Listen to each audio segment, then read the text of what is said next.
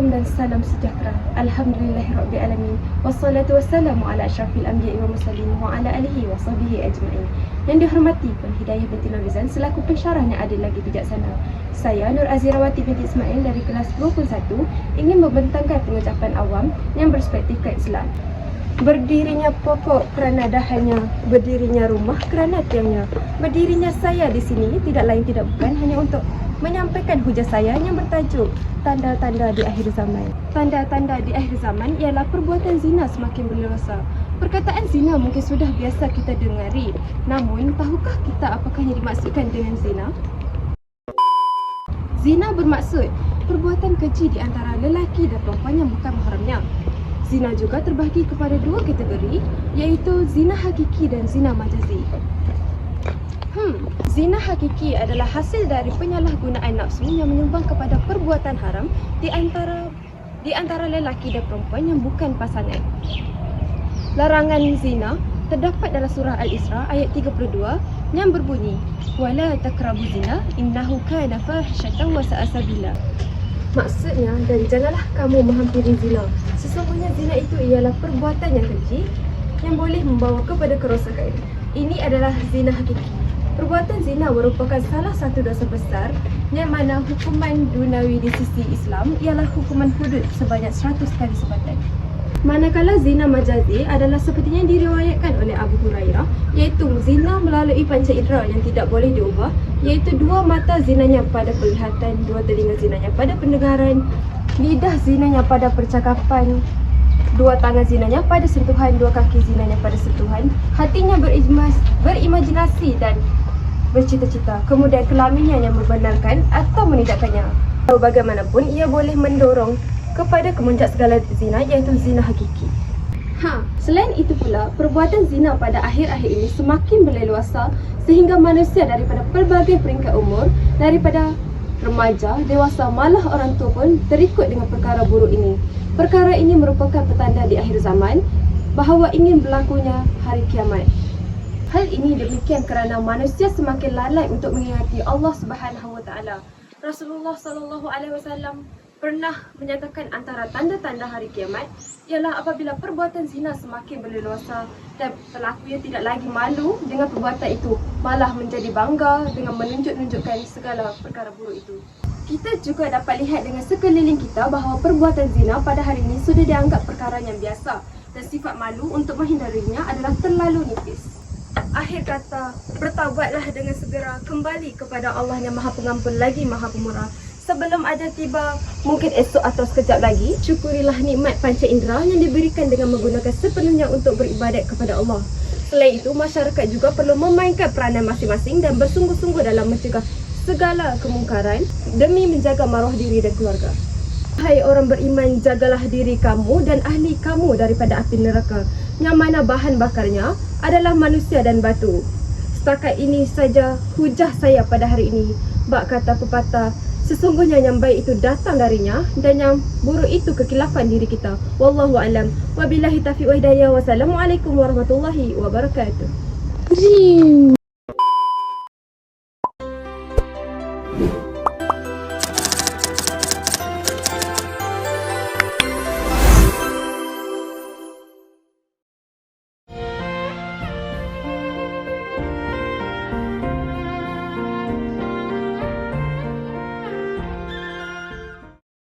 Assalamualaikum warahmatullahi wabarakatuh. Saya Nur Amalia binti Udin dari kelas AO 2.1 ingin menerangkan tentang tajuk besar kami, iaitu tanda-tanda dunia di akhir zaman, iaitu tentang syirik yang semakin mengganas. Maksud syirik ialah perbuatan yang menyekutukan Allah SWT dalam apa jua bentuk, sama ada perkataan, pegangan, perbuatan dan iktikad. Firman Allah yang bermaksud bahawasanya sesiapa yang bersekutukan Allah dengan sesuatu yang lain, maka sesungguhnya Allah akan haramkan kepadanya syurga dan tempat kembalinya ialah ke neraka. Hadis surah Al-Ma'idah ayat 72. Namun begitu, tarifan syirik ini telah diperharusi oleh Yusuf Al-Qaradawi dalam beberapa kitab penulisan beliau dengan terjemahan yang lebih bersifat menyeluruh. Ia dilihat daripada amalan-amalan masyarakat yang secara tidak sedar telah melakukan syirik kepada Allah Subhanahu Wa Taala. Syirik terbahagi kepada dua jenis, iaitu syirik khafi dan syirik jali. Syirik khafi ialah syirik yang tersembunyi yang boleh menyebabkan hilangnya pahala, contohnya seperti riak, ujub dan takbur. Selain itu ialah syirik jali yang bermaksud syirik yang dilakukan secara terang-terangan seperti menyembah patung dan menyembah matahari serta bulan. Seterusnya, ada 3 sebab fundamental munculnya perilaku syirik, iaitu al-jahlu sebagai kebodohan, daiful iman seperti sebagai lemahnya iman, dan takib ikutan yang bermaksud ikutan secara membabi buta. Samping itu, terdapat 4 faktor berlakunya syirik seperti kesempitan hidup, tidak mempunyai pegangan agama yang betul, terpengaruh dengan nafsu, amarah dan terpengaruh dengan kemewahan dunia. Seperti kita tahu, syirik itu juga adalah salah satu perbuatan yang menserongkan hubungan kita dengan Allah Subhanahu Wa Taala serta dapat kita merosakkan hubungan kita sesama umat. Di samping itu, kita juga mestilah peka dan tahu tentang syirik kerana perbuatan syirik itu adalah perbuatan yang munafik serta boleh merosakkan kita punya agama. Syirik itu adalah perbuatan-perbuatan yang dilarang oleh Tuhan sesama sekali, kerana syirik itu boleh mempesongkan kita dengan Allah Subhanahu Wa Taala. Okey, akhir sekali kesimpulannya, kita sebagai umat Islam mestilah melarang diri kita supaya membuat perbuatan-perbuatan tersebut, kerana perbuatan tersebut juga boleh merosakkan hubungan kita dengan Allah. Tidak lupa juga, perbuatan tersebut juga boleh menghilangkan pahala kita kepada Allah dan juga boleh dibenci oleh Allah kerana sikap perbuatan kita yang dilakukan sedemikian.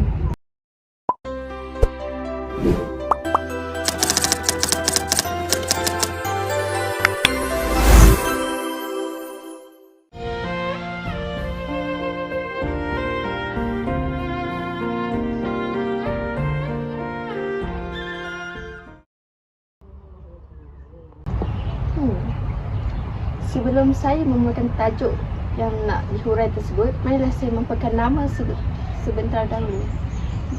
Nama saya Nurhaidah Harani binti Syamsuri, kelas dari AO 2.1. Baiklah, duduknya saya pada hari ini dengan berbaju kebaru. Tujuan bagi membincangkan satu tajuk di mana tajuk ini telah pun menjadi isu di mana pada zaman kini dan selamanya. Tajuk besar yang ingin saya katakan ialah terlalu taksub dengan duniawi. Pertama sekali, saya akan memberikan satu contoh tajuk besar dari tajuk tersebut. Ialah salah satu contohnya apabila seseorang terlalu cintakan akan duniawi ini, sehingga kan lupa dunia itu hanyalah sementara bagi mereka. Mari kita bincangkan hal tersebut. Dunia yang sementara ini kita tidak boleh diagung-agungkan sehingga menyerupai akhirat. Kerana apabila kita mengutamakan dunia ini, semata-mata oleh kita memberi ruang kepada banyak penyakit yang berbahaya yang akan memudaratkan kita di akhirat kelak nanti. Selain itu, sifat kasih cinta akan dunia juga boleh melemahkan jiwa dan fizikal seseorang serta mempunyai kesan yang mendalam kepada kehidupan mereka. Contohnya, mereka lalai dengan dunia sehingga kan tidak menjalani ibadah Islam yang penting seperti solat. Man kana yuridu al-hayata ad-dunya wa bainahuma nufi ilaihi a'malahum fiha wa hum fima la yabkhashun. Maksudnya, barang siapa yang menghendaki kehidupan dunia dan perhiasannya, niscaya kami berikan kepada mereka balasan pekerjaan di dunia dengan sempurna, dan mereka di dunia ini tidak akan merugikan. Itulah orang yang akan tidak memperoleh apa-apa di akhirat kelak, kecuali neraka, dan lenyaplah di akhirat itu apa yang telah mereka usahakan di dunia, dan sia-sialah yang telah mereka lakukan. Apa lagi dia berlanjut? Okay, mari kita sambung lagi ya. Seperkara lagi saya ingin katakan, selain contoh di atas, apa yang boleh saya perbincangkan lagi isu ini ialah setengah insan terlalu lalai dengan dunia sehingga kan rasa dunia ini selama-lamanya akan kekal. Walhal dunia ini hanyalah sementara dan semua harta di dunia ini hanyalah pinjaman dari Allah SWT. Oleh itu, bagi kesimpulannya, nasihat pada diri sendiri dan pada semua, kita mestilah tidak terlalu cintakan pada duniawi ini kerana dunia ini hanyalah sementara dan tidak selamanya akan kekal. Jadi sementara kita hidup di dunia ini, perbanyakkanlah ibadah dan zikrullah agar amalan hisab kita ada di akhirat kelak nanti. Seperkara lagi, jikalau kita mengejar akhirat, maka dunia akan turut mengikuti. Secara ringkasnya lagi, kalau awak kerja akhirat, awak dapat dua-dua. Kalau awak kerja dunia saja, awak tak dapat apa-apa. Saya juga berharap dengan apa yang saya katakan ini dapat memberikan iktibar kepada orang ramai terhadap isu ini, kerana anak zaman sekarang bukan lagi anak seperti zaman dahulu. Akhir perbicaraan saya pada hari ini, saya mahu menyelipkan satu pantun buat semua. Rasanya manis bagaikan gula, dibuat pengat bertambah nikmat. Sengketa habis hilang bala, selamatkanlah umat dunia akhirat. Terima kasih.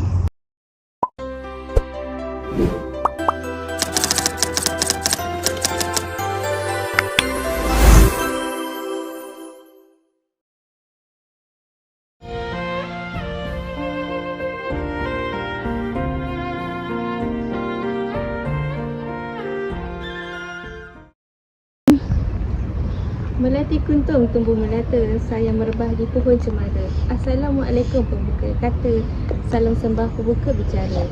Salam perkenalan, saya Ainuradah binti Ahmad Zaki dari kelas AO 2.1. Seperti yang kita tahu, tajuk kita yang kita akan bahaskan pada hari ini ialah tanda dunia di akhir zaman yang akan menjadi perbualan ramai. Perbahasan yang saya akan bincangkan, seperti yang kita tahu, tajuk utama yang kita bahaskan pada hari ini adalah tanda dunia di akhir zaman yang kian menjadi perbualan ramai.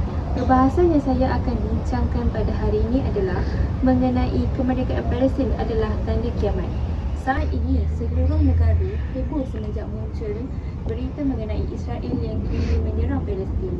Pengeboman serta pembunuhan yang terjadi dalam konflik ini menyebabkan banyak jiwa yang terkorban dan berguguran. Sekitar 60% rakyat masyarakat yang telah terkorban, manakala 40% masyarakat yang masih bertahan.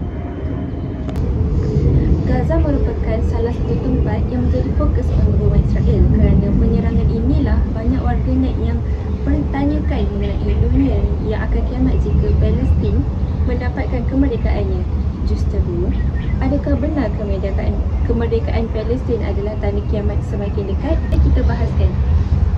Sebab ini muncul kerana masyarakat berfikir jika Palestin pada akhirnya mengembalikan Baitul Maqdis, itu bermaksud kiamat akan terjadi. Baitul Maqdis adalah sebuah kota suci yang berada di Timur Tengah dan tempatnya berada di negara Palestin. Anggapan ini semakin memperkuat keyakinan masyarakat saat munculnya hadis yang diriwayatkan oleh Auf bin Malik radhiyallahu. Menurut beliau, Rasulullah SAW bersabda, Rasulullah SAW meletakkan tangan di atas kepalaku, lalu dia berkata, wahai saudara, ketika kamu melihat khilafah telah turun ke Baitul Maqdis, maka saat itu akan mendekat gempa bumi, bencana besar dan masalah besar. Pada hari itu, saat kiamat akan lebih dekat bagi manusia daripada jarak ini antara tanganku dan kepalamu. Namun begitu, hadis ini tidak boleh dijadikan sebagai panduan kerana pendapat tersebut tidak sepenuhnya benar. Oleh itu, berakhirnya dunia atau kiamat hanya diketahui oleh Allah SWT. Kita hanyalah manusia biasa yang tidak tahu hari kiamat sebenarnya yang akan terjadi. Sebagai umat Islam, kita haruslah mempercayai hari kiamat kerana ianya terdapat dalam rukun iman yang kelima. Hal ini tertulis dalam surah Al-Arafah ayat 187. Sesungguhnya pengetahuan tentang kiamat itu adalah pada di sisi Tuhanku. Tidak seorang pun yang dapat menjelaskan bila kedatangannya selain Dia. Kiamat itu sangat berat bagi yang di langit dan di bumi. Kiamat itu akan datang kepadamu, melainkan akan datang dengan tiba-tiba.